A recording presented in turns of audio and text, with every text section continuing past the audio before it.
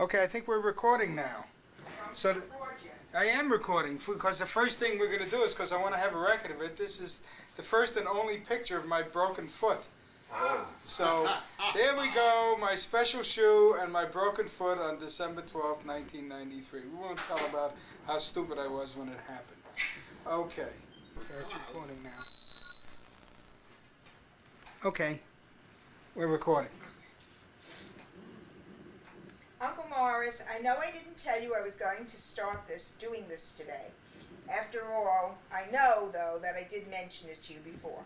I'd like you to help me put together a history of the Weil family, a history of my maternal roots, so that I may pass this on to my children and yours, and to all future generations.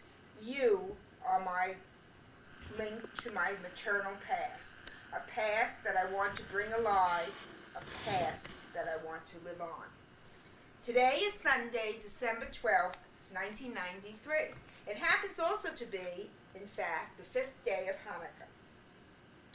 You, Uncle Morris, are one of the three living children of Jacob and Molly Weil. You are the youngest. Your age? 83 in March. You was. I will be. You will be. Okay. And the date of your birth? March 27, 1911. Where were you born?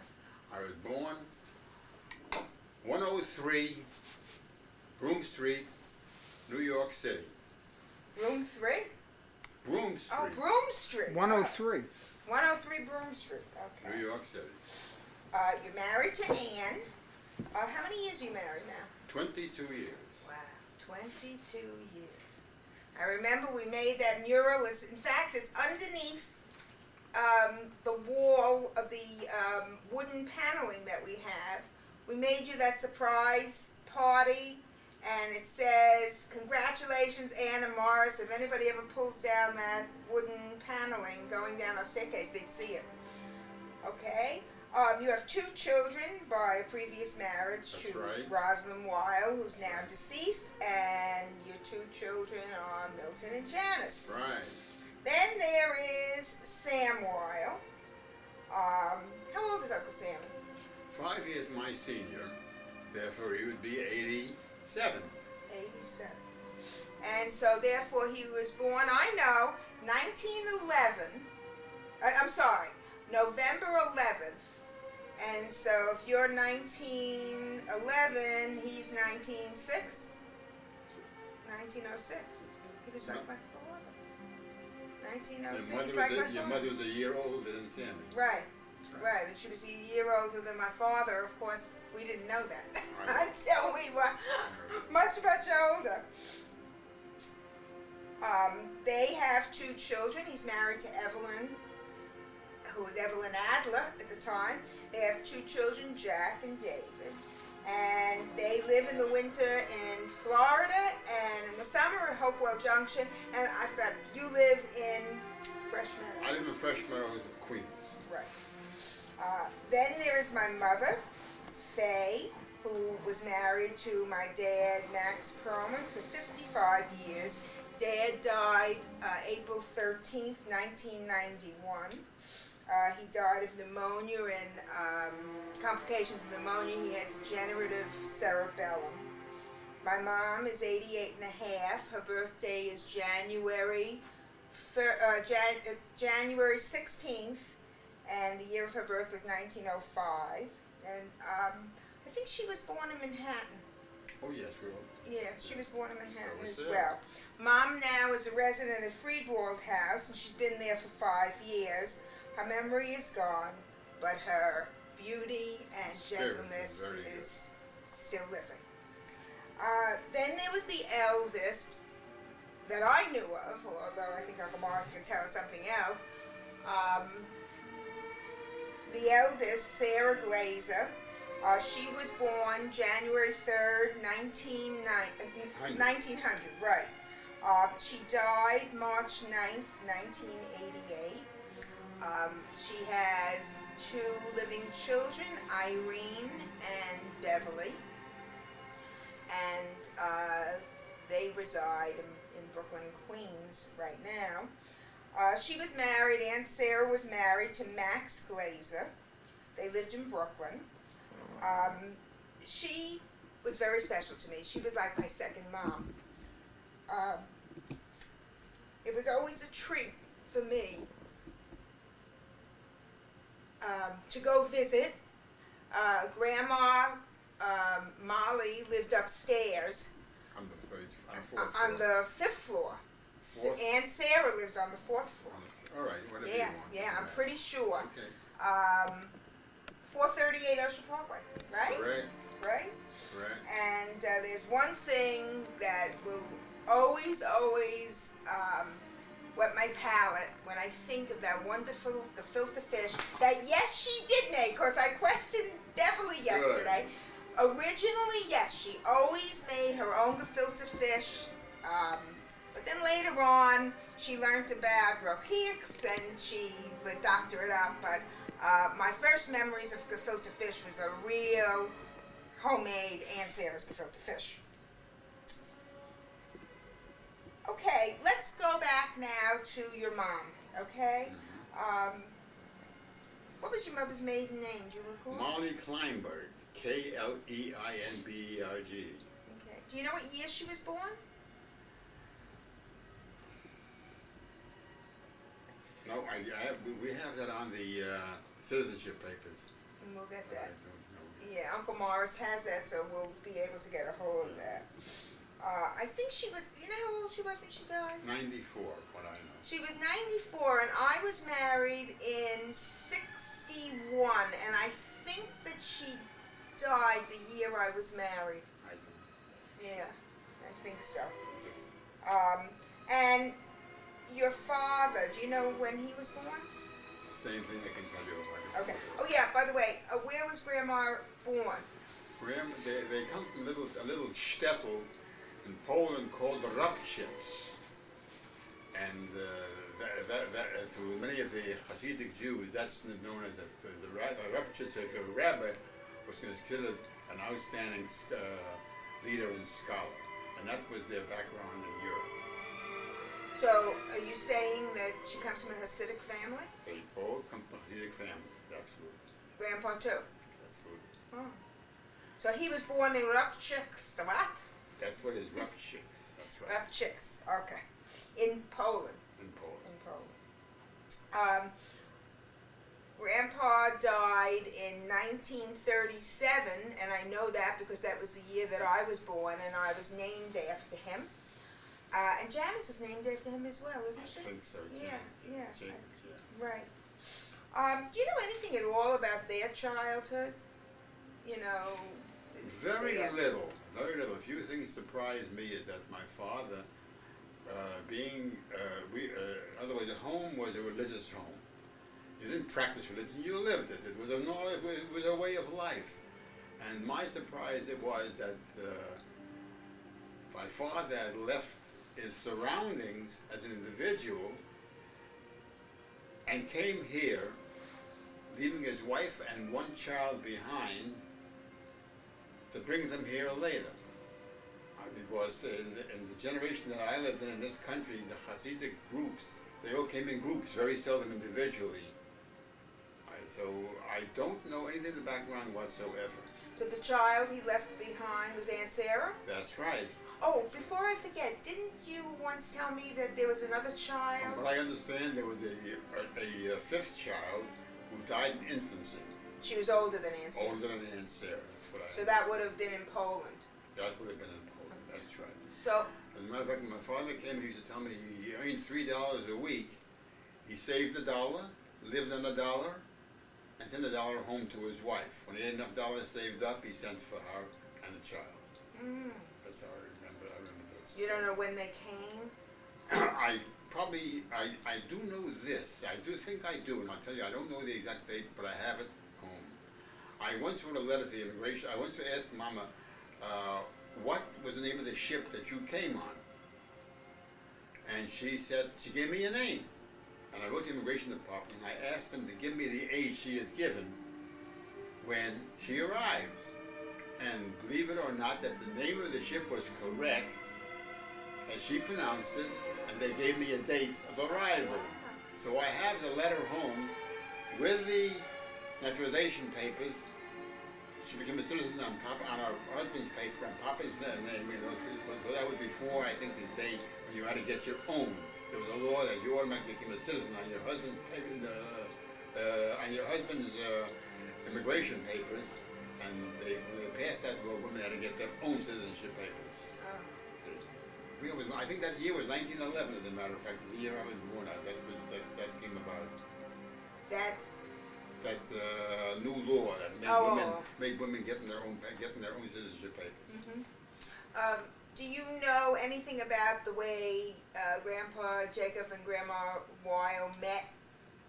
Or, I don't, but the normal way of meeting in those days, I suppose, in Europe was by family arrangement. I don't know in any way whatsoever. Okay.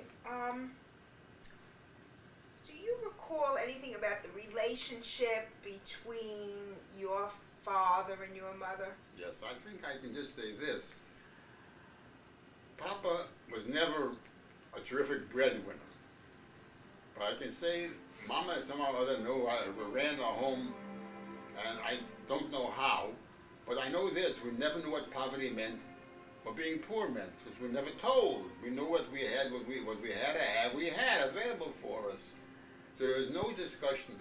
But I do know, and I can remember one incident, I remember, Papa going off into the subway and put a nickel into the subway. It was a nickel fare in those days. And he forgot something, and he came home and had to go back, and he lost that nickel.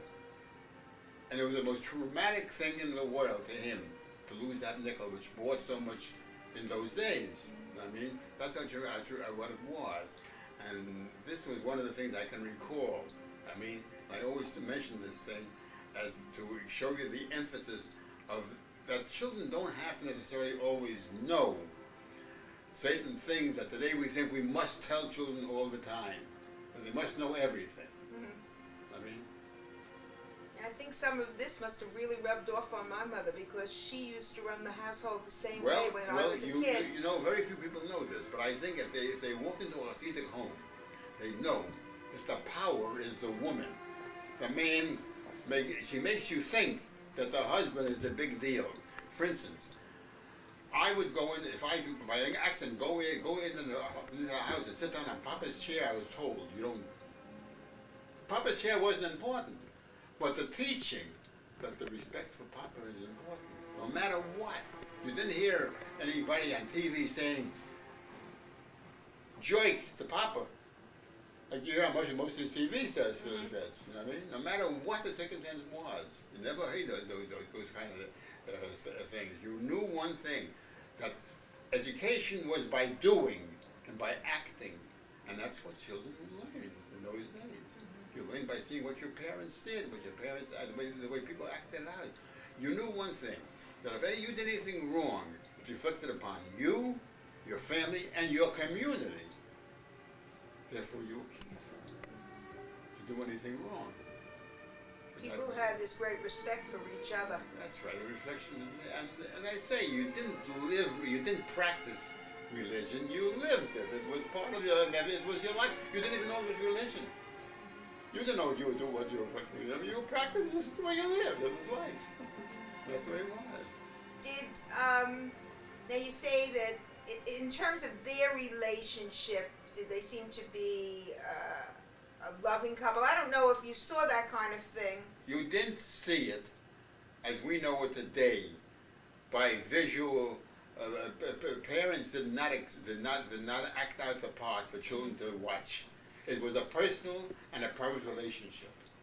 I mean, there was a bedroom door. You didn't open it up for the whole world, for the universe to look into it. I mean. Well, no, I don't mean their sexual life, No, but I mean no, rather than a little even at the table, there was this relationship. An example of waiting on a family. An example of mother sitting at the end of the chair, always ready to jump and take care of a Friday night dinner or a Sabbath dinner. I mean, and the sacrificing for the family. For instance, my father had a habit on a Friday night going to synagogue. They always brought home somebody for dinner. an Oilach of Shabbos, in other words, a visitor for Sabbath. He knew there was enough in the house just to eat for the family. So who didn't eat? Your mother. That's right. Or then he'd say, why don't you sleep over? So who slept on the floor? The youngest, Morris. I mean? You and your mother got the worst That's of the it. way Huh? it was. But we never questioned these things. This was normal. This was expected. I mean? This is That's the interesting. way of Did you life. resent it? Never thought of it Never against thought it. about it. We thought this was what you did. I mean, you never in any way put any pain upon me, now or ever. I mean, it showed me that to be compassionate to people and to invite people and to have an open home was a very, very important thing. I mean. And what was the what was the role of the children, like the daughters, the role of the sons, in the home? You know, I've heard these questions about this all the time, and what's funny thing is, we never thought of male or female. We just thought of children. Our approach to the opposite sex was, vice versa, I know about myself, was it was not a big deal. It was not a big thing. It was a family affair, you know what I mean? We know my sisters slept in one room. There was a living room there with a mantelpiece, naturally. My father and mother had their own bedroom. The two boys, there was a folding bed, and we put it up in the kitchen for two. It was a double bed. Oh, you were near the refrigerator. No, The ice no box. refrigeration. Ice There box. was no ice box either, to a degree. No? It was sometimes in the winter on a fire escape. We had a box. It was a metal box put on not a fire escape, on the windowsill, a metal box that held the food. Then later on we got an ice box. And we used to put a pot under the ice box, the water to leak in. Then we graduated to a central pipe that let all the water go down to the basement. That was the graduation, you know what I mean? And then we graduated from a 5th floor apartment to a 2nd floor apartment. I mean, always walk-ups. And we graduated, well, I never saw I don't remember, maybe I do very vaguely remembering a toilet in the hallway, in the basement. But I remember 2 toilets on the one floor with 4 tenants, 2 tenants to a toilet. One tenant was in the front, one tenant lived in the back. That's what I remember. But as far as an icebox, or a refrigerator, no, forget about it. Refrigerators. One of the things before you said your father wasn't much of a breadwinner. What did he do? Well, when he came here, I understand he got a job working at some kind of a factory where there was dresses or whatever, needlework, whatever it was. There were 5 people on the table working, and each one of them, I understand, couldn't speak to each other because they're all different language speaking. They were afraid to organize, maybe. But that's just a personal thought. But they were all, and then he lost it. So they became what you would call a fundraiser for the little yeshiva. It was a job. It was working, and then he did most of his work for temples, for synagogues rather, where he earned his money, his few bucks. In those days, it was so small, the wages and prices of things, that a rabbi, who today may command $75,000 or $50,000 as a union, if you got a quarter donation when you were called up to the Torah, they say if you were called up, they say a donation of a quarter for the rabbi, a quarter for the shamas, a quarter for the gabba. These quarters added up to if the man didn't have a job as teaching children, where he maybe got a nickel a week for teaching children. So now you're going to tell me what's a gaba? A gabba was a sexton. A sexton who were in a temple. That's what it was. Now, your father religiously went to synagogue every day? Oh yes, every day before, not only that, but you've often heard, and I hear people telling me, Hasidim are dirty, so on and so forth. My father went to mikveh every morning before he went to daven. You know what a mikveh is? Yes, but I thought only women went. No. Mikveh is a bath of immersion. It's tahara. The word tahara means purity, purity before godliness.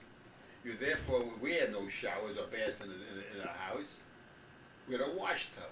That's why Mother washed the when we were bathers when we were babies. There she also washed the clothes and everything else in there. But as a matter of fact, I once saw a fish floating on in the wash tub, from which she made gefilte fish for a holiday. But my father would first, he used to pay by the month to go to these places. On Rich Street in the east side, there was a mikveh, where every morning, early in the morning, he went down to the mikveh. Then at the after days, they set special hours for women too, for their purposes. Did your mother go?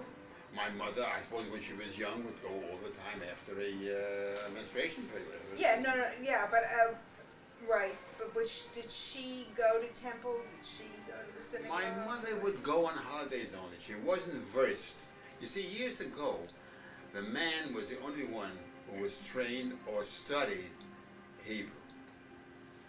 Even a woman wasn't sometimes, where she was very occupied in her work, would never learn how to read a Hebrew book. Recently, I called the Lubavitch organization, a women organization, to ask a question about something, and I was shocked at the knowledge these young girls had about their organization, their religion. It shocked me that I was surprised because I knew the Hasidic women weren't, but I see these ladies, they are really into everything, secular and religious. It's a different kind of a world. They come from a small town where they were farmers. They had to carry. My mother, a woman who never weighed 100 pounds in her life, used to carry buckets of water from the water fountain all the way up to the house. It was a very, very hard life. You wonder how they survived, frail, and they lived to be that kind of an age. You often wonder about these things. It's miraculous when you think of they brought our whole culture here with them, and that culture was from word of mouth. It wasn't written down. It was from word. They lived from word of mouth on to and passed it on, or from actions. They passed these things on. Their superstitions and their religious precepts. All was carried on that way. It's remarkable that's the way they lived. And this goes back. A good example is the Ethiopian people who came into Israel and brought with them things that you would think were nowhere with modern civilization, and they carried it on to this way. And we the same thing with if you try to equate the same thing, they brought things to this country and to their children that they had that were born in this country. And as we went on, and if we look back and try to understand why these things we can bring out, we can understand how these things slice in together and fit in. Did they know people, I mean, like where you lived, which was the Lower East Side, were there people that they knew from their shtetls? I guess he had cousins and what they call landsmen, or people from that small towns. And they knew these people, and they helped each other out. And my father would continuously send a few dollars home to my mother's parents and to his parents. Constantly said do that. Was there any kind of communication at all between like you and your grandparents? I know did you ever Yes, meet? my father would sit down with me sometimes and dictate to me a letter. I wrote in Yiddish. And that day I knew more Yiddish. And write home a letter. I was probably the only one he did it with. Really? Yeah, that he sometimes made me sit down and write a letter in Yiddish to my grandparents. I remember that. And I remember too, when my mother's father was a very old man, I got a picture of him, passed away. He didn't tell my mother. He didn't want to hurt her. So he never told her. She figured she assumed that he was old enough.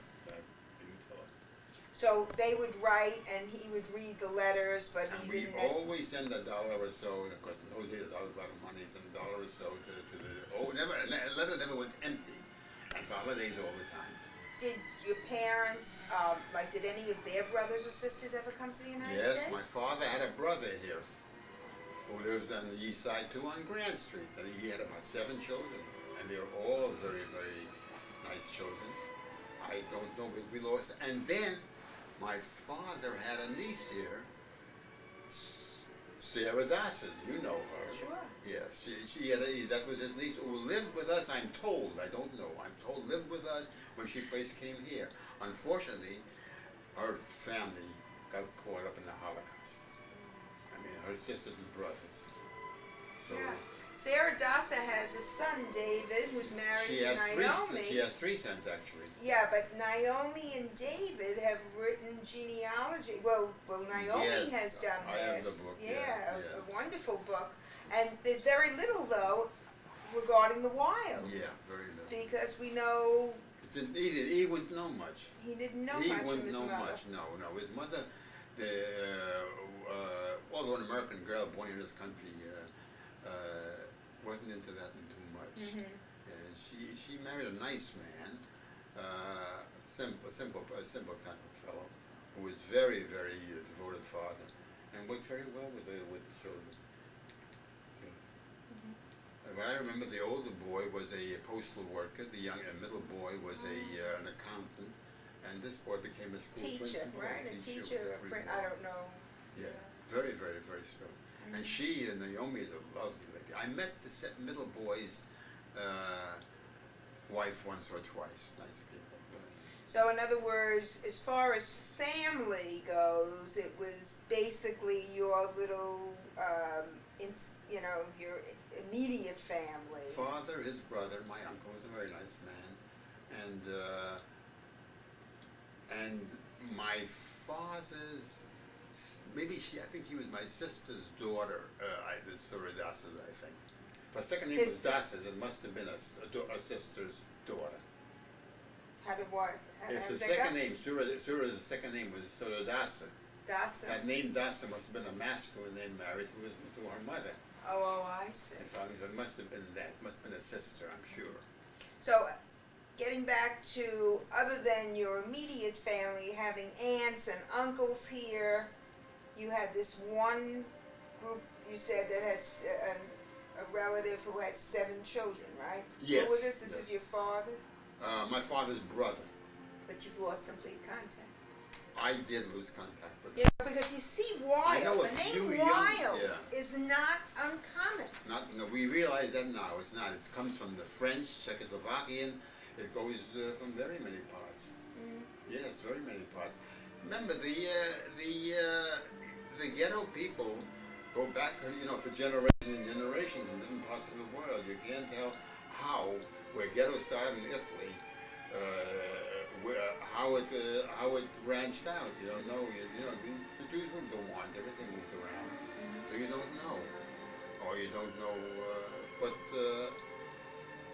if you understand the Hasidic movement, you understand that they grabbed the people who were not the intellectuals or the intellectuals of the Jewish people, but rather they had to get them into religion in other ways than through education and culture. They got them by song, by dance, and various other things, by a leadership of one that they believed in, and they gradually may have come from all different parts of the world where they were not given the free action to education. Matter of fact, some of the funniest stories we have by Shalom Aleichem, from whom Fiddler on the Roof comes, is that in order for a Jewish boy to get to college in Russia, he had to pay for a Christian scholar, for a Christian boy to go also. That's how he was able to. In other words, if he was able to afford to pay for 2, he got his son in. You know what I mean? So how many got in? That was the joke. You know what I mean? But then again, all the people that came from Eastern Europe, like Poland, Russia, and that area around there, who got to the big cities, like Moscow, other big cities, they became intellectuals. and became naturalists. A lot of them became political leaders and social leaders and educational leaders. And we were that's how they became. They get into the big cities, running off and show them, and then the Fiddler on the Roof gives you those indications. How the tradition broke up. That tradition is a very, very important part of Jewish life. Very, It very, certainly is. very, very important. These traditions we have to uphold and continue. If it's them. possible, it's very difficult to fight. I know one thing. When I was a kid, there was only one Jewish religion, Orthodoxy. That's all we ever heard about. Suddenly I went to the yeshiva. I learned Orthodoxy there too.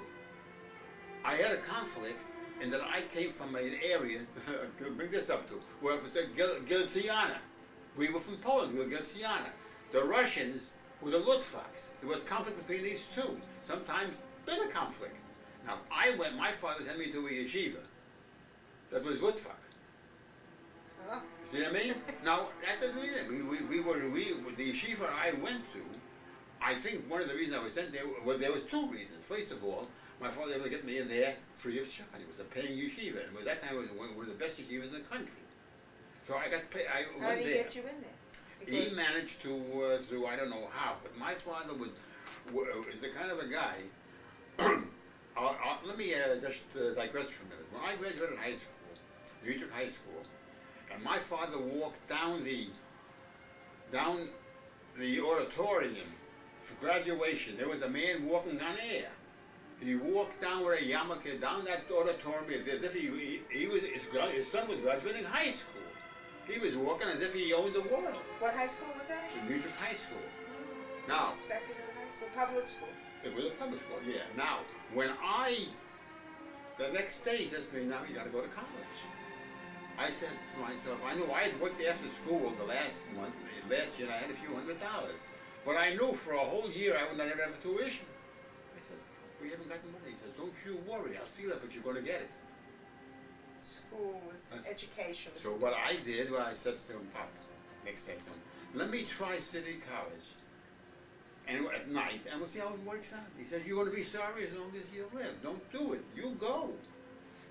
I mean, I didn't listen to him. And I was sergeant there. I mean, he had purpose. Education was very important. And his only son, the one son, was just graduated high school. The best that he did.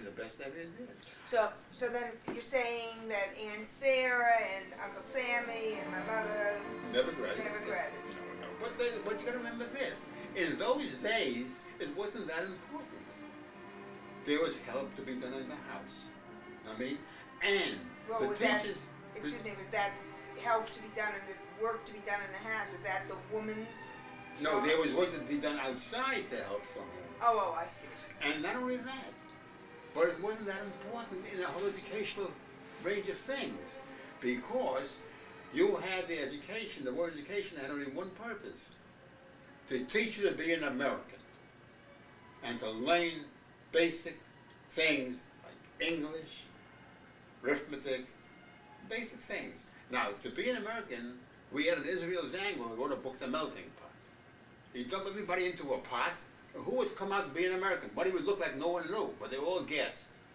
One little lady said to me a couple of months ago, a Spanish lady said to me, we don't have a melting pot, we got a tossed salad. I thought that was beautiful. You know what I mean? I thought it was a beautiful abstraction. Now getting back to what you asked me before about the yeshiva. In the yeshiva, I came there as one of the kids, and it went from the first grade up to the 8th grade. Now, we had good rabbis, and we had rabbis like in any, like you could say, they were a little bit sadistic too, okay? The punishment was a pleasure for them. But we learned orthodoxy. Our hours were from 9 in the morning till 4 in the afternoon Hebrew studies, and from 4 to 7 English studies. All day Sunday, a half a day on Friday. Saturday you ran to shul. So you had a half a day on Friday to run to Rutgers Street Pool for a swim and take a bath. I mean, this is what. But it was a happy life. We were happy. There was no question of. There was a diversion. The kids. I came up to school at night with a bunch of books, and the kids just got out of public school. Look, here comes the Moishe. They used to laugh and they used to call me Shamasel. Here comes Shamasel. They used to laugh at me.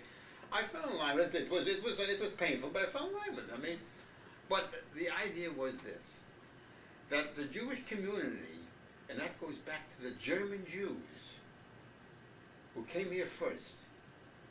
We had our Jewish gangsters, and we had our problems, our Jewish mafia. And they were out to make Jewish name look good. They opened Bambi Hirsch Trade School for Jewish boys. They had opened and did a lot of things. I was clothed from head to foot every Hanukkah and every Passover. Because we had Jewish people who were in the industries of needle trade and whatnot, who could contribute to the yeshiva. I never forget the president of my yeshiva was a Mr. Dukas, German descent. Mr. and Mrs. Dukas would come down, and the fundraising, all the activity would be to support this yeshiva, because we were budding rabbis, budding leaders of the community. It was very, very important. I remember going for the first time to see the Barnum Bailey Circus in Madison Square, and why did I get there? How did I ever get to go with them? I couldn't afford it. Mr. Dukas took about 10, 12 boys, because we were waiters in the kitchen, and waited every noon hour, a hot meal of soup, meat, and dessert, every noon hour, and we were the waiters. We got our reward. He took us one day to the circus on a certain day. Certain thing we would never have seen. Taught us how to use a fork and knife. You know what I mean? And things that we never saw at home. We brought it home, and Mama would pick it up if she was an advanced woman. One day I saw Mama sit down to eat, and she set up a table for herself. The fork, the knife, the napkin. Where did she learn this? You know what I mean? Where did she learn to have a cup instead of finding that your side glass that she used to use kind of all the time? She observed it from the children. And these were things that we brought home that we didn't know they were picking up. And this is what They spoke Yiddish at home? always Yiddish. Always Yiddish at home. My parents never able to speak English. I think they understood. I think. Mama spoke Polish very, very well. She had a neighbor, a Polish lady. They always spoke Polish. Yeah, she spoke Polish very well. Okay, what about Uncle Sammy? Did he go to yeshiva like you did? Yes, Sammy went to the yeshiva but never finished. He went to the yeshiva. I happened to graduate the public school.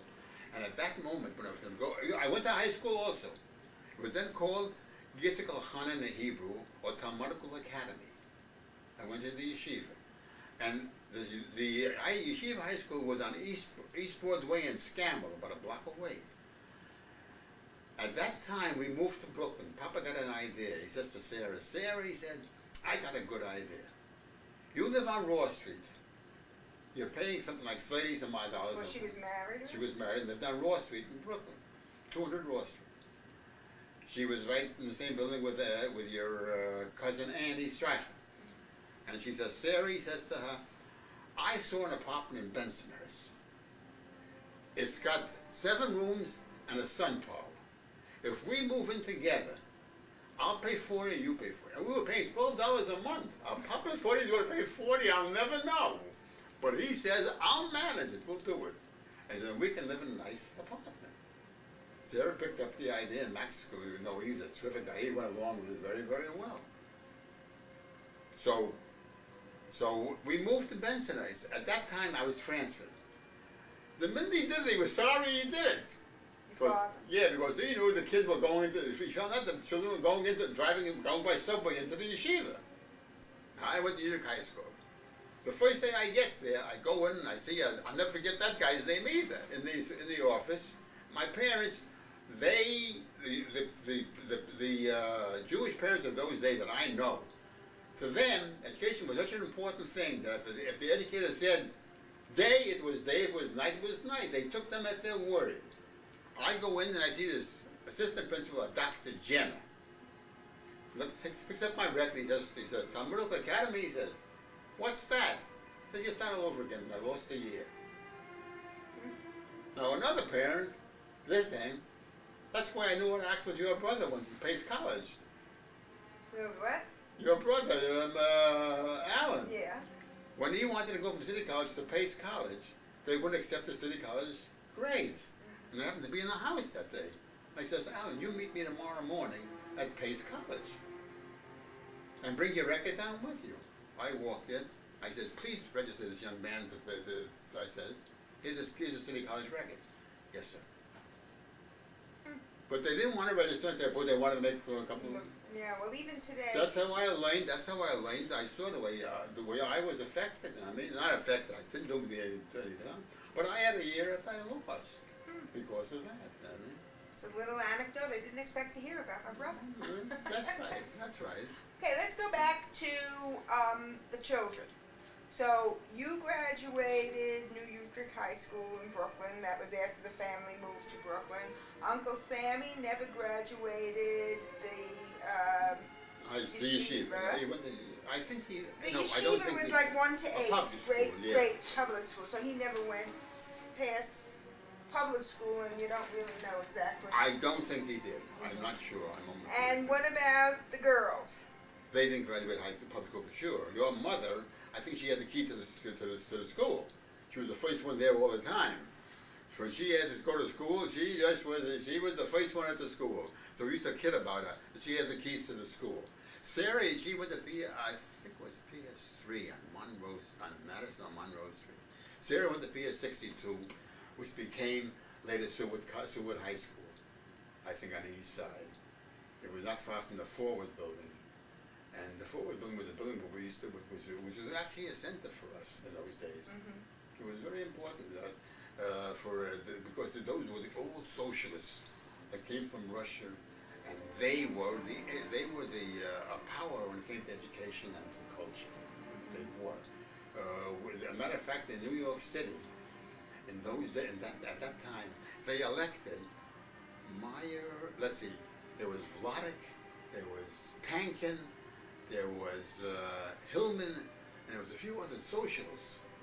There was also, to the state legislature. The state legislature refused to seat them, the socialists. Hillman became an advisor to FDR. And the usual saying was, FDR's got to check it out with Hillman. That's how big he became as a socialist. I mean, in those days. That's how big they were. They became. They were very, very influential about them in the unions. Well, it's not that the unions became a power in New York City because of these men. I mean, they were brilliant people. You say, well, you had Trotsky here in the city. You had the guy before Lenin. What's his name again? Who took over the Russian government? Forget his name again. The guy before Lenin. No. Before Lenin, there was a guy. Before communism came in. Trotsky? No. Before communism, there was another government, a socialist government that the Germans set up, I think, because the Germans made a peace with Russia, and Russia got out of the war. And this man it was in New York, and he came running into Russia. I think they set up a socialist government there. I'm trying to remember his name. I remember his name. Okay, so the girls. I don't know. I'm giving a world history, but go Yeah, on. that's okay. Well, Jewish life is so far flung that you can get into world history. I met a Jew in China, so I'm going to tell you. Okay, so the girls didn't go to school, but But let me explain to you that it wasn't that important.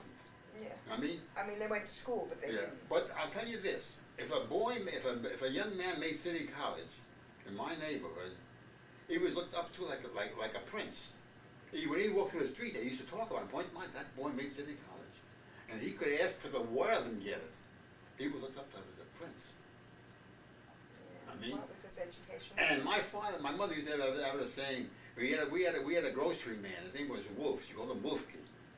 And his daughter was going to school, high school at the time. My mother would go down and borrow money. What she'd do is take something and put it on the book. So he'd say, what I'm putting on the book is going to put his daughter through college. In other words, a couple of additions, you know what I mean? They knew it, but what could they do? They were tied down. He used to buy one egg at a time, you know what I mean? So if you bought a dozen eggs, cost, let's say, with the odds and a penny, this guy made himself another 12 cents or another 6 cents, and pennies were big. Pennies were important things. Today, you find them walking in the streets. But pennies were big in those days.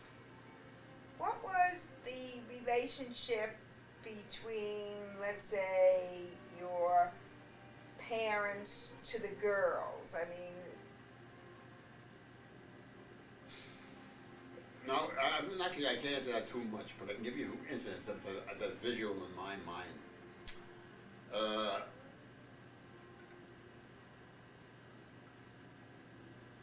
There's one incident I can remember. My mother once said to my father, "You got big eyes." And then I thought back and I said, Sarah was pregnant with a second child, and you have to, before Yom Kippur, Shlaka Padas, you know what that is? They have a ritual.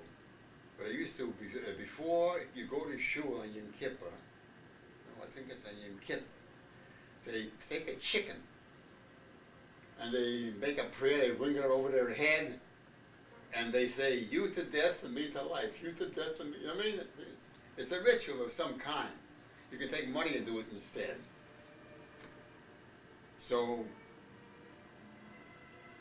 I think Papa said to Mama, "Make sure Sarah says it's for two." So she says to him, "You got big eyes, mind your business." In those days, it was a very, very touchy thing. You know what I mean? It was a touchy thing. I remember that vaguely, you know what I mean? Mm-hmm. I'm trying to think of an incident between, oh yeah, when your mother bobbed her hair. Mm-hmm. Papa sort of looked down, in a funny way, he looked away, but he was doing something, because in the shul, men were talking about it, and here his daughter's going out bobbing her hair. I mean, my sister Sarah, the synagogue was a block, let's say next door to my house. And we could look out of the window on Saturday afternoon while we were waiting for the next prayer to come up. Sarah was a very, very beautiful girl. When I walked down the block with her, people would look, and I didn't understand why. And she dressed, Papa, she didn't miss out, but he made sure that she was dressed. She was dressed like a princess. Lydia Rubin's clothes, the very, very best. She was just I realize now, those days to me it was another thing. Didn't dawn upon me. Because I never looked at women, these things didn't dawn upon me. I wasn't observant to it. And she was beautiful. And she used to get the biggest of dates, the best of she could have gotten the best, I mean, of men and money and business and whatnot. And they pick her up in cars. In those days, to pick a car, you know what I mean? You didn't have those things. And some guy, I think, picked her up it wasn't even sundown yet. This aggravated the hell out of my father. We could be out of the window, I mean. And, but he never, my sisters waited at home till Papa came up till Papa came out with the boys came up from shul on Friday night to eat together. I mean, there was never such thing as desecrating the Sabbath in my home. So this was one incident that happened. You know what I mean? And so, he didn't say anything? Well, he resented. He did tell her. Yes, he did tell her. I mean, and so on. And there was never anything that sort of any scolding or anything like that I can remember towards the girls. Towards the boys, there may have been. Only for religious purposes. I mean, that's what I can remember, that I can think of. But I think the girls were more handled by Mama. And that was something that I saw very little of. I think he accepted that. I mean? There was separation. That's right. But not an obvious separation that I can say that I saw an obvious separation. I mean, yeah, like the girls, like Aunt Sarah was 11 years your senior, and my mother, well, she was what? I must have been treated like a baby by my sister. I would like imagine. a doll. Well, 11 Like years a doll. different, yeah. Because the first one to teach me to brush my teeth was my sister Sarah. Sure, she was 11 Took me years to older. a dentist. Took me to a dentist. My sister Sarah. And My mother was she 6 was years. actually a second mother to me. Yes. Yes. In every respect. And I remember when I came from the yeshiva something, when she was married already, I came up from the yeshiva, and she lived in Brooklyn. So I go to Brooklyn sometimes to watch the children while she was taking care of the house on a Friday night. I was off Friday afternoon. It was a long day because so I'd come there and I'd watch Irene in the carriage. I mean, and she was upstairs cleaning the house for Saturday. I sometimes would come up there and scrub the kitchen floor for her. Scrub the kitchen floors, and I did it also on East 2nd Street in Brooklyn. I would wash the floors, scrub the floors for her, and do all that stuff for her. So she was in her 20s and you were a young teen. Young teen. Or sometimes I'd walk her down a block to meet my brother-in-law Max on a date. Mm-hmm. He'd pass me a quarter, and I was a big guy. Sure, I was a big shot. I mean, he would do that, and all these things would come up. I mean, but on the question of the separation, this is what it was. It wasn't a visual separation of any kind. Just a nonchalant thing that went on. That's what they expected it to happen. That's why it wasn't made that way.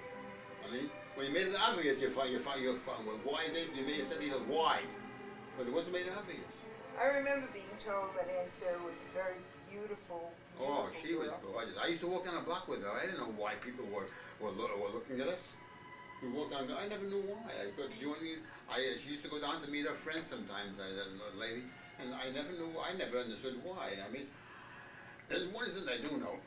She was going out with some guy whose father had a very big fur business. He's crazy about it. And he happened to have a brother who was a retarded boy. And then she broke off with him. Our fear was to marry somebody with means, and he would throw up to her. Where do you come from, so on and so forth. That was one of her fears. And he said to her, the reason why you don't want to marry me is because of my brother. I remember that incident. I don't know why, but I remember. I mean, But that wasn't the reason. that wasn't the reason at all. Later on I found out she had that fear of that it would be thrown up to her. She was too self-conscious about a lot of things, I mean, but for her children, her family, she'd fight like a tiger. Like a tiger she would fight. Oh, I've seen her. For hot water for a child's bath. Which one day they didn't give her in Brooklyn. The guy was cheap. He used to count the coals, and they made the hot water. He used to fear for her. She gave it to him, she'd kill him. The water wasn't hot. I mean, for that she was very, very. And what about my mother? Your mother's relationship with me was not so much. I observed the dates she used to have with a couple of men, fellas, I remember. Rose, I remember very well, with her. Rose was with her. That was my aunt on my father's Yes, side who your died. aunt Rose who passed away. Yeah, That was she a died when shock. she was to me. 19. She was with us in the country one full summer, where she was a guest of ours. It was a very nice summer we had. It was, I think, in Spring Glen, right below Whitesboro. We were on a farm there, and we had everything off the farm. That came later when she was a friend, I think, of Faye. Not Sarah. She was a friend of Faye at that time. That was Rose, a friend of Faye, I think she became. Yeah. I think so, yes. And she played piano very well. I think she taught for a while in piano. Yes. And, She died of pneumonia. pneumonia. There was an epidemic in those years. She went to have her tooth pulled, some kind of story I was once told. And she contracted pneumonia. That's I remember that vaguely too. I don't remember it exactly. I remember that vaguely too. But I do know that I remember she looked so much like Pearl. So much like a mother does. I think that's what a mother looked like. Really? So much like do you have pictures of her mother? I think Aunt Pearl has a picture. Yeah, I think she looked like the mother an awful lot. Don't remember that too well. But there too, there was I don't know the friend. Our father came very often to my house to visit. Very often. It was my grandfather Your Lewis on the grandfather, other he side. came very often. Always very, very immaculately dressed. Always immaculately dressed. The last I remember seeing him was in our home on St. Mark's Place in Manhattan. Was St. it around Mark's Place, 14th Street? 8th Street. And the St. Mark's Place is below 2nd Avenue, and 8th Street is above 2nd or 3rd. I don't know which I one it remember is. going to 14th Street when I was a kid. You do? We used to go visit him. Well, Well, maybe that's where we got off and then we walked. Yes, St. Mark's Street is, I think, below 2nd or 3rd it starts, and 8th Street starts above that, going towards 3rd Avenue. Used to be a big Wanamaker used to be there in that corner on 3rd Street, or a little above 3rd Street. Used to be a Wanamaker store, as I remember. And I remember he was in a home there. That's the most I remember of it. Yeah. What about my mother's relationship with Aunt Sarah's children? Do you recall? Our children? Yes, younger. There was a friend, very, very good. Yeah, Faye was very, very much attached to the children. Sarah was a little bit. Well, no, most parents in those days were very. That is more. It was, I would say, devotion and concern and worry. No, I meant their relationship to each other as children.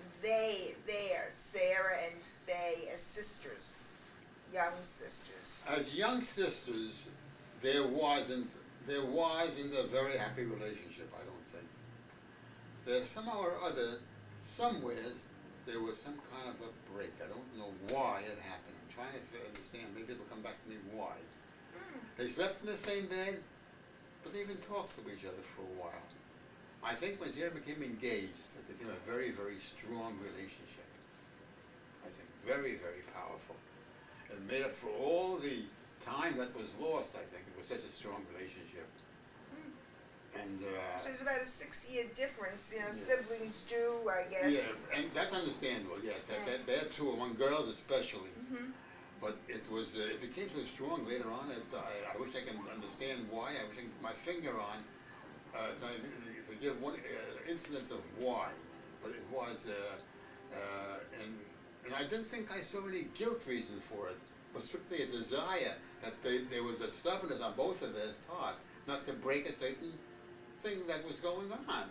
And unfortunately, the parents weren't versed enough to break this kind of a problem, and they weren't Help versed them in out what to with it. do. I think, and they were afraid maybe so they would cause more problems by breaking this problem. But after that it became such a strong relationship that it carried on to the very end. I mean,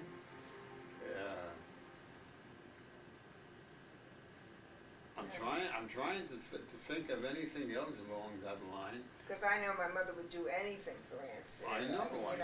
And Sarah would do anything for the family. Oh, she was like the second mother. Unfortunately, as I say, fortunately, she married a man who was so concerned too about family, and became so part of it. As a matter of fact, Papa was very, very intelligent in certain things in this way. When we moved to Brooklyn, we had this 8-room house. Half his side and half was our side. We never interfered with each other. But sometimes we eat in the same kitchen. And Max walked in after a hard day's work, sometimes on a hot summer day, sweating, took a shower, came out to eat. And the first thing he did was put on a yarmulke. Really? Now, I would never this thought of man it. was never brought up in anything of any kind of religion, nothing. But his respect for Papa was such that he put that yarmulke on. I mean, and one day, I don't know what happened. As a matter of fact, let me repeat one more thing. We'd go to shul. On the east side, before he married Sarah, he'd pull Max into the shul with him, just to say Kaddish for his parents, who were dead a number of years. And Yom Kippur stayed in shul all day, from sunrise to sunset. Max would come in, and he'd put the children on Max and me and Sammy right, and he into the aisle and sat at the end of the aisle so we shouldn't sneak out. Well, Sammy and I managed to sneak out, but Max wouldn't leave. He sat there all day long fasting, out of respect to my father. Now this incident that happened in Brooklyn over there, I don't know what happened, but something happened when Max came home in a very unhappy mood for some reason, and then I got into an argument. With your father? Yeah. So Papa says to him, Max, you are 100% right. I'm a stubborn mule because of religion. Before we get any more problems, let's separate. And that's how we broke up. They moved to East 2nd Street, we moved to Cotelia Road around the corner of Motion Park. That's what happened. So we separated into two different apartments. Every time when I came home from work, in the subway or anybody, we always passed by Sarah's house, dropped in there and say, back to our apartment. Where was it on Cotelia Road? Was it near where Aunt Sarah ended up living on 430 there? We lived at 405 Cotelia Road. I think we did, and Sarah lived at 430 on 2nd Avenue and Ditmas Avenue, a block from Cotelia Road, between Cotelia and Ditmas Avenue. Right. From there, she moved to Ocean Parkway. Mm-hmm. See, from there, she moved to Ocean Parkway, and then Mama moved to Ocean Parkway when I went into the Army. I gave her the choice, which did she wanted. She'd rather be her own apartment. But we moved her into that house, and we said, "We'll keep an eye on her." Mm-hmm. That's what happened. But when you moved to Cotelia Road, it was you and Uncle Sammy and my mother went with. Your mother was married My already. mother was married. I moved in with Papa and Mama, and with Sammy and myself. We moved in. Well, my mother was only married a year before Grandpa died. Because I was born in 37, my mother was married in 36, and he died when my mother was pregnant with me. I remember that because I remember your mother being. I remember sitting near the home there when he passed away. I remember that. I remember your mother being pregnant. I remember that very well. I'm trying to think of it again. Where she must have.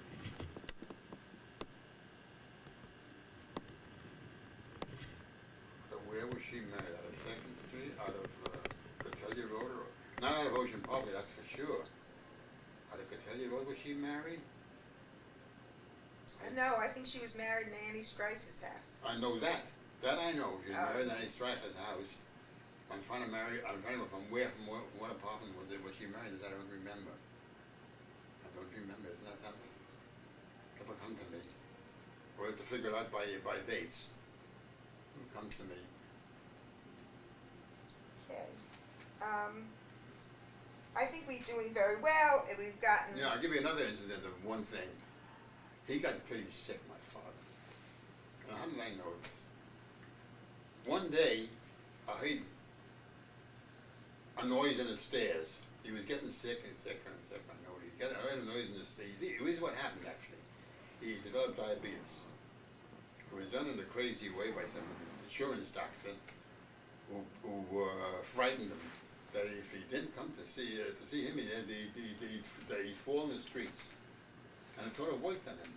He got real sick out of that. And one day I heard a noise outside. He was going to shul and he fell the stairs. So I carried him up. He weighed almost an ounce. I carried him upstairs. And then I stayed in bed. And one day he was pretty sick and he was wearing Mama down.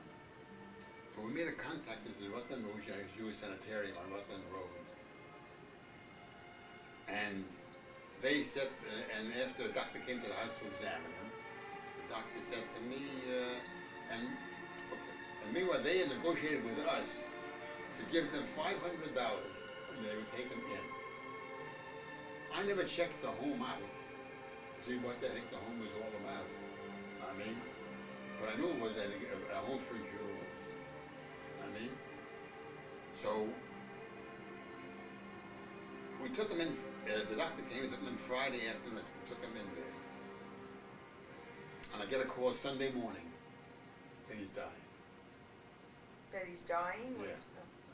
I come down there with Sammy, and I see something that killed me almost. The dormitory is big as a dormitory you ever seen in an army, with cots.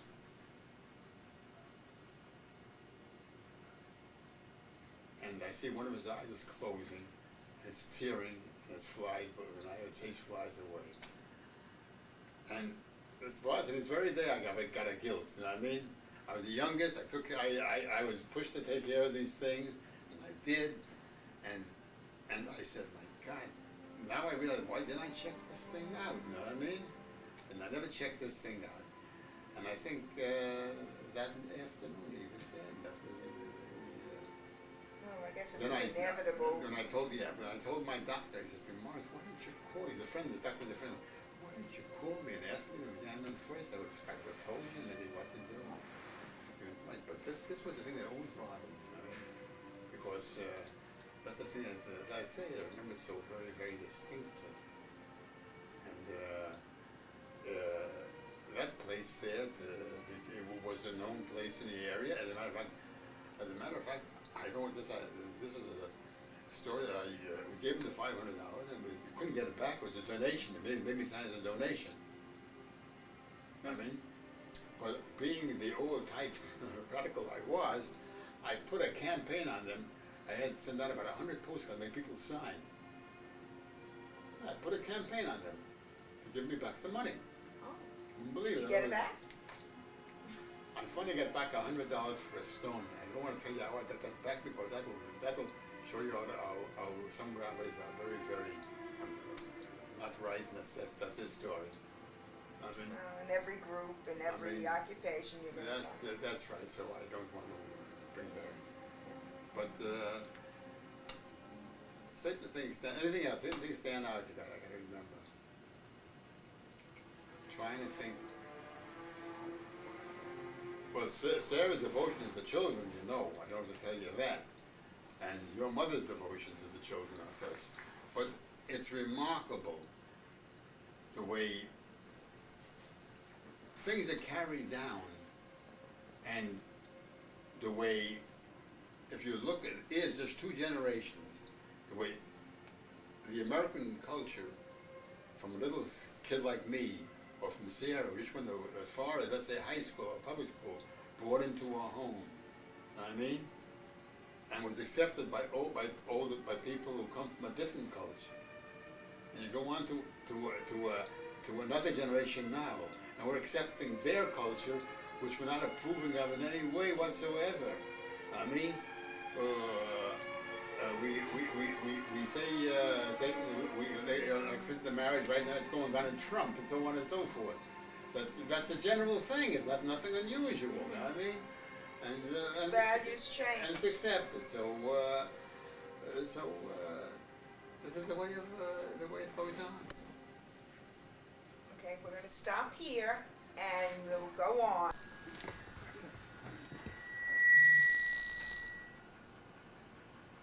All right. It's recording. Hi, Aunt Pearl. Hi. Yay. Today's Sunday, December 19th, 1993. Last evening we watched The History of the Wilde Family, starring Morris Wilde. Today Yeah. you're going to help me compile a living record of the Perlman family so that I may pass this on to my children and other family members. You are our link to my paternal past. Aunt Pearl, you're the last surviving child. Actually, there's 6 children born to Esther and Louis Perlman. You are the youngest. What is your age? 83. And the date of your birth? April 10, 1910. Your oldest brother, your eldest brother, now deceased, was Harry Perlman. He was married to Goldie. What was Goldie's last name? Shedletsky. Shedletsky. And they have 2 children, Alfred, who's married to Marion, and Ada was married to Irving Dansky. Right. Right. All right. Uncle Jack was the next eldest, and he married Eva Granite. Eva Granite, and they have one child, Eva. Estelle. Estelle, yeah. Right, and she's married to Hessian. Harold. Harold. Okay. And then there was your Uncle Abe, Mm-hmm. and he married Aunt May, whose real name was Mary, and they have one living daughter, Elaine, who's married to Paul, right? And they live in Florida. And then you had there was Aunt Rose, who died at a very young age. It was almost, how old was she? 19. Yeah. Would you tell us how she came? You know, how she died? She had pneumonia. She had pneumonia. She had gone for what? What was the problem? Oh, she had a lot of nosebleeds, so they cauterized it, Mm-hmm. and then she played the piano beautifully. Oh yes, I know she played the piano beautifully, but that's not why she died. Yeah. No, she had nurses too, believe me. Okay, what happened? She had her nose was cauterized, and then she caught pneumonia. And she, well, later on, I mean, it wasn't right after.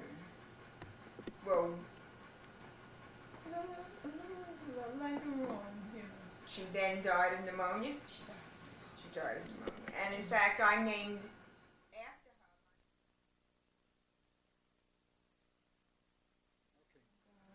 her. Okay, we're going to come back now. We don't know if we got exactly the whole story about Aunt Rose because the voice has got a little soft. So let's go again about Aunt Rose. She died of pneumonia, and I always heard that she played the piano beautifully.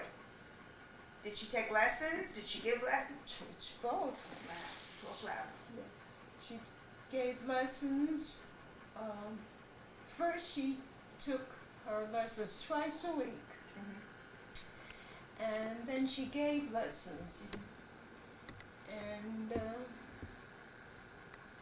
Your parents were able to afford a piano? you paid it out. Oh, you paid it Oh, out. of Oh, did they have a course. charge card? Yeah, sure. The Perlmans had a store.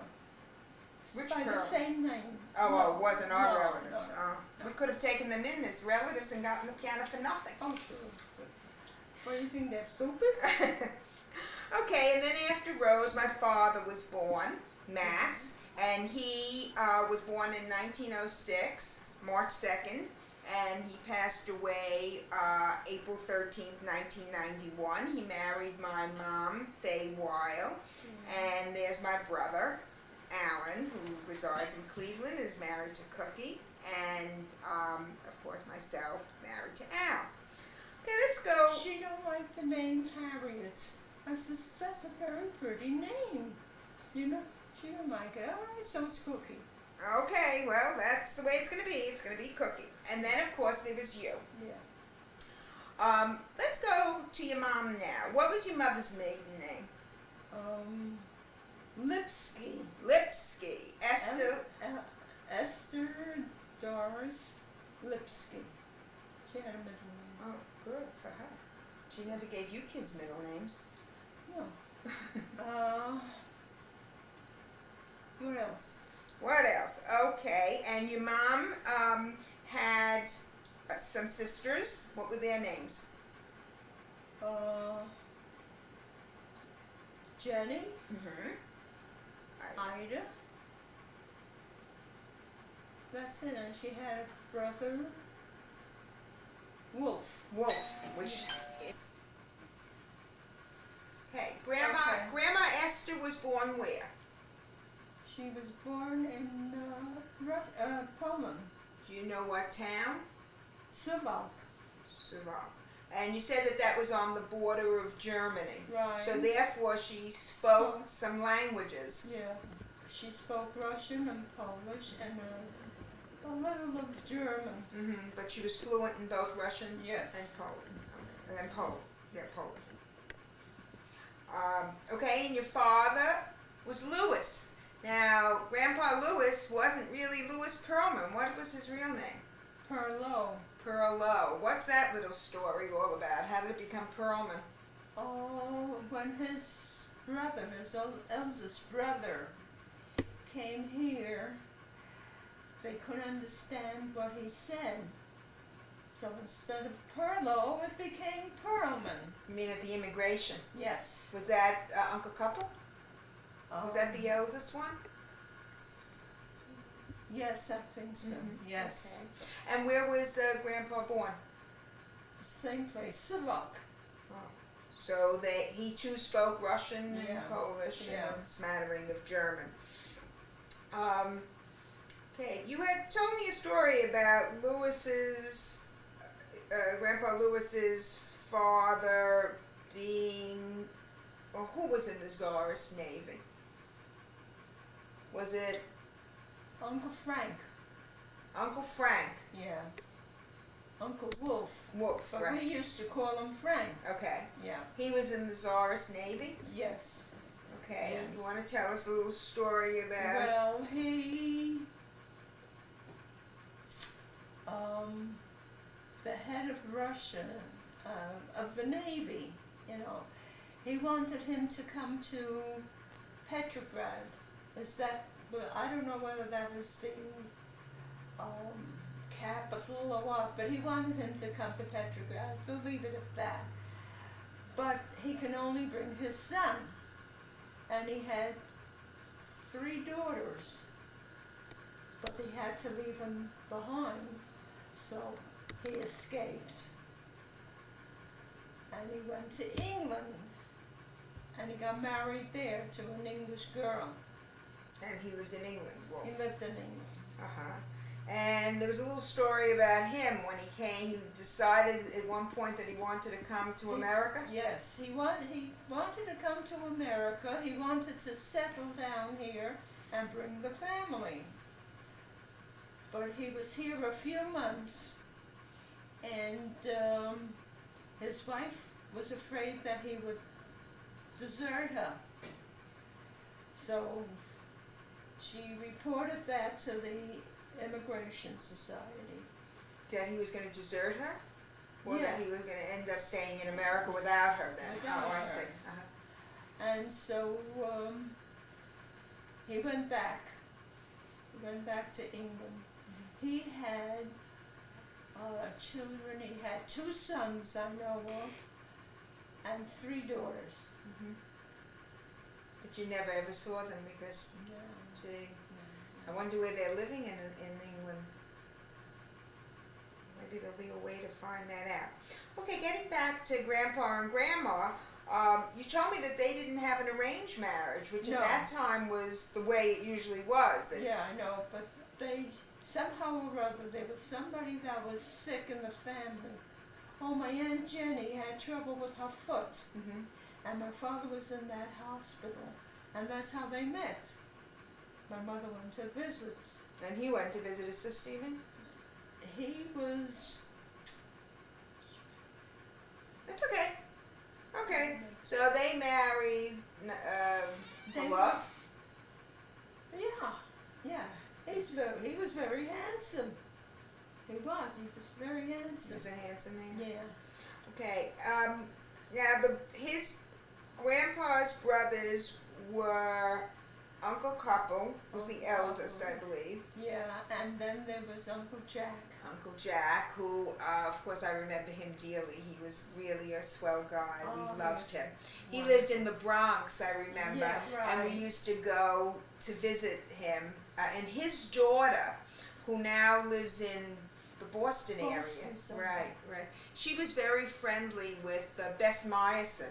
I remember as kids. Yes, They lived in yes, Reservoir right, yeah. Oval. Right. Right, I remember that. What was yeah. his wife's name, Uncle Jack's Um, wife's name? Um, I remember her name. But anyway, she was he very yeah. dainty. had 2 children. A daughter He had and a son. Right. And they all live in Boston now, I know Yeah, that. right. Of course, they have Yeah. children Yeah, sure. as well. They must be grandfathers. Probably. Yeah. Probably. And then, of course, there was a sister that I knew of, Aunt Yetta. Yeah. And I remember that my father, Used she was to in go. a nursing home, and I remember he used to go every Every- Sunday, religiously, when I was a little girl. Right.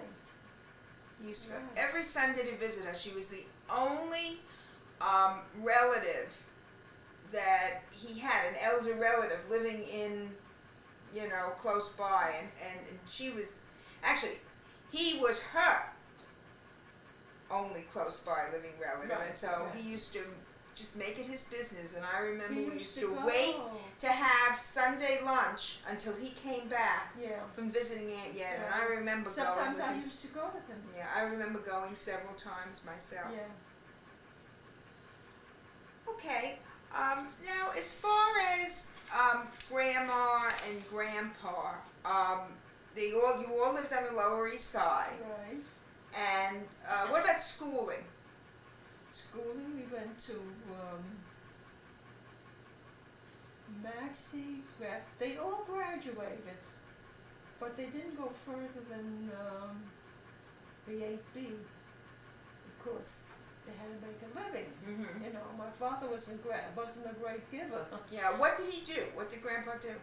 He used to sew the vests, you know, from the suits. At that time they wore vests, Mm-hmm. and a lot of times I used to bring him lunch. He worked nearby home. I had to walk some distance, and I was a youngster myself, and I used to bring him lunch. Now you were the youngest of, Yeah. of all All of the the of all the children, and of course when Aunt Rose died, you were the only girl. Right? Were you the pesky little baby sister? No, No, I was a good kid. you were a good kid. Yeah, I was a good Yeah, kid. but you told me stories. That used to traipse along when they go with to their girlfriends' houses. No, we used to have a fire engine a couple of blocks away from us, and they used to turn on the hose, and I used to go, and one day I decided to go under the hose, you know, and my dress clung to me. And my brother Max says, "Go home, you look terrible." So I just went home, wet. Mm-hmm. And that was it. But didn't you tell me a story how Uncle Abe introduced Uncle Jack to Aunt Eva? Yeah. And Right. you would go to the Granite's house, that was Aunt Eva's maiden name, Yeah, granite, and you used to traipse along, of course. of course. You see, so now the truth is coming out. Yeah. And why? And you're licking your lips because what did Aunt Eva's family always have for you there? They always had chocolate. Chocolate. Mm-hmm. Always the sweet. That was the first time we Oh. went there, you see. So that was the first time I tasted chocolate pudding. And after that, my mother used to make it. Oh. Was your mother, talking about your mother and cooking, was she a good cook? Yes. Good cook, good baker. Yeah. Yeah. What are some of the things you remember she used I to? remember she used to make cream cheese cookies. That's good to me. It's delicious. You can tell everybody. That was delicious. The cream cheese cookies. She used to make a lot of goodies I don't remember. Mm-hmm. And Rose's favorite was chocolate cake. She also used to make holly and Oh. Grandma. Grandma used to make holly. Yeah. And you told me she too made gefilte fish, which is of course my favorite, but then I said to you, Yeah. since you're a part of the family of the Litvaks, I always call myself a half-breed because the Wilds Yes. were the Litzes and, Yeah, they came from Austria. right, well, Poland. Uncle Morris said it was Poland, I don't know. No, it was Austria, I think. Well, I guess we're going to have a little controversy here because I don't know. You'll have to talk to my Uncle Morris and ask him. But you said that your mom, because I said I laughed when you said that she used to make gefilte fish, and I said, oh, I bet she made it the Litvak way with pepper and salt. Right. But you said she always put in that little bit of, yeah. of sugar. And she made holly, Mm-hmm. you know, and what else did she do? Oh, she used to make a very thin dough, and she used to cut it, you know, lengthwise, and then she would fill it with jelly and nuts and some other goodie, I don't remember. And then she'd roll it. And then she rolled it and sliced it. And that was it. Okay, let's talk about the relationships of everybody in the family. Was it a loving family? Was it? Oh yes, oh yes. Mm-hmm. Yes. As a matter of fact, when we had a Seder, you know, on Passover. Passover, and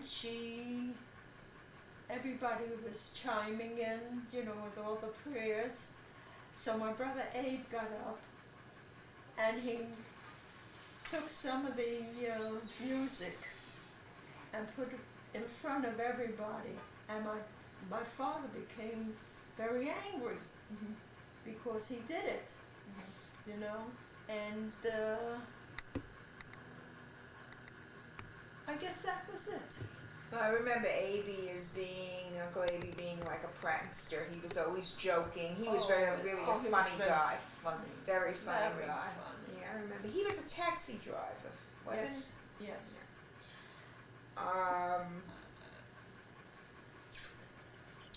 Okay. Now, as far as your parents are concerned, were they a loving couple? Yes. Mm-hmm. Yeah. And your brothers to you, what was their relationship with you? Or to each other? Oh, we were very close. We were a very close family. I mean, And what about cousins and, you know, because like for instance, Sarah. well, those are your cousins, but Yeah. your sisters, your Aunt Jenny My Aunt Jenny. was Tante Schenker, right? Tante Schenker. Now, she had children who you eventually became like sisters with because Yeah, you very lived with close. them, Yeah. Sarah Yeah. and Ethel Ethel. and Right. Yes, that's Gussie. correct. yeah. Yeah. Were you close as youngsters with Tante Schenker? Oh, sure. Oh, very close. My brothers we lived about 7 blocks away from each other. And my brothers used to go to Tante Schenker.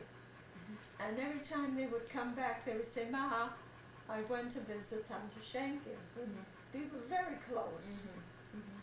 And, So the sisters were close too, I guess. oh, sure. And what about Ida? Ida? Did she live in the same neighborhood on the Lower East Side? No, I think she lived in Williamsburg. She had adopted 2 boys, and she lived in Williamsburg. Now, your family lived on the Lower East Side. Yeah. Was religion an important part of the household? Oh, yes. But your father didn't go to temple or... Oh, yes, he used to go to shul. Well, yeah, but did he go every day? I know, like, for instance, my grandfather on the other side of the family, he was always davening, and he was every day he went. Well, my father wasn't like that, you know. But he did like Sphilin and... Yeah, the phylacteries, you know. And he used to go down for the breakfast, bring up milk and rolls, you know, whatever was needed for breakfast. Did you have a big Butter. apartment?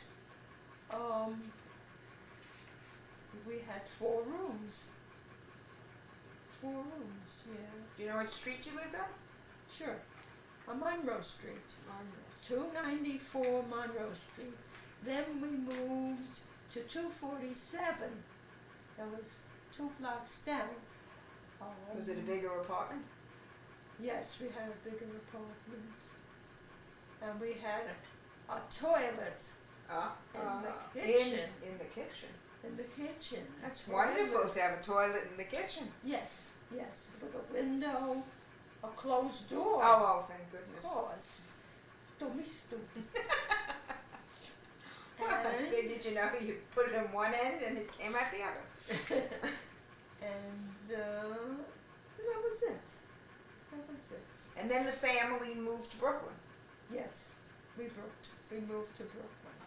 What did you tell me the story that your mother said to your father when Tante Schenker moved to Brooklyn? Your mother decided she'll move to... She was going to Brooklyn, and my father says, well, so my mother said to him, you can ride.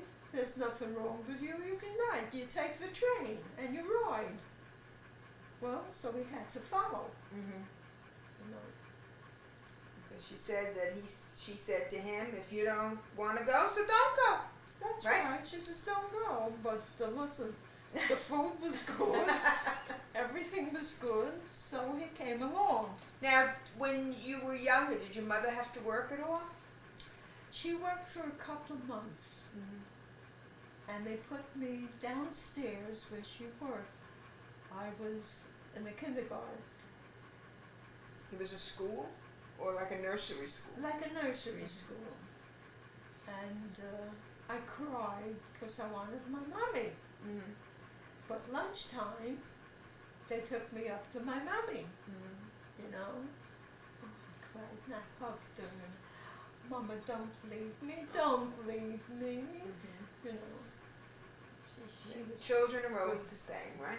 yeah. No matter when. So then your family moved to Brooklyn. Yes. Do you know about how old you were at that time? I was about 15, I think. Uh-huh. I was around 15 years old, sure. And it was one flight up. We were the only tenants. And it was one flight up. And then my mother got very sick. You know, after my sister died, my mother got very sick, you know. So Did she have heart problems? she had a low starch got a heart attack. And my brother, Jack, he came over to my mother and my mother said to him, Tatala, press my heart and my back and it'll feel much better, you know. And that was it. I mean, she died then? No, No. no. Oh, then we moved to a 4-family house. And it was a few steps up. And it was on a Saturday. And she was sitting and talking to a landsman, you know, landslide. And then she just keeled over. And Max was home, and he brought her into the house. Otherwise, they would, once you die in the street, you know what they do. No.